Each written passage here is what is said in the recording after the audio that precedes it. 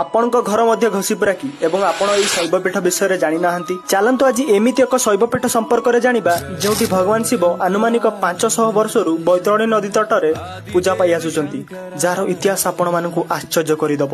କେନ୍ଦୁଝର ଜିଲ୍ଲା ଘଷିପୁରା ବ୍ଲକରେ ଅବସ୍ଥିତ ଥିବା ଝାଡେଶ୍ୱର ମନ୍ଦିର ଐତିହ୍ୟ ଇତିହାସର ପୃଷ୍ଠାରେ ଲିପିବଦ୍ଧ ହୋଇନଥିଲେ ମଧ୍ୟ ଏହି ମନ୍ଦିରରେ ପୂଜା ପାଉଥିବା ଆରାଧ୍ୟ ଦେବତା ମାଟି ତଳୁ ଆବିର୍ଭାବ ହୋଇଥିବାର ଏଠିକାର ଲୋକଙ୍କର ଦୃଢ ବିଶ୍ୱାସ ରହିଛି। ଶହ ଶହ ବର୍ଷ ପୂର୍ବେ ଏଠାରେ ଝାଡ଼ି ବୃକ୍ଷର ଘଞ୍ଚ ଜଙ୍ଗଲ ଥିଲା ଏବଂ ଏହି ଜଙ୍ଗଲରେ ସବୁଦିନ ଗାଈଟିଏ ଗୋଟିଏ ନିର୍ଦ୍ଦିଷ୍ଟ ଜାଗାରେ କ୍ଷୀର ଦେଉଥିବାର ଦେଖିବାକୁ ମିଳିଲା। ତାପରେ ଏହି କଥାଟି ରାଜା ଯେତେବେଳେ ଜାଣିବାକୁ ପାଇଲେ, ରାଜା ଆଶ୍ଚର୍ଯ୍ୟ ହୋଇ ଗାଈ କ୍ଷୀର ଦେଉଥିବାର ସେହି ନିର୍ଦ୍ଦିଷ୍ଟ ଜାଗାକୁ ଖୋଳିବାକୁ ପରାମର୍ଶ ଦେଲେ ଏବଂ ଭଗବାନ ଶିବ ମାଟି ତଳେ ବିରାଜମାନ ଥିବାର ପ୍ରମାଣ ମିଳିଲା।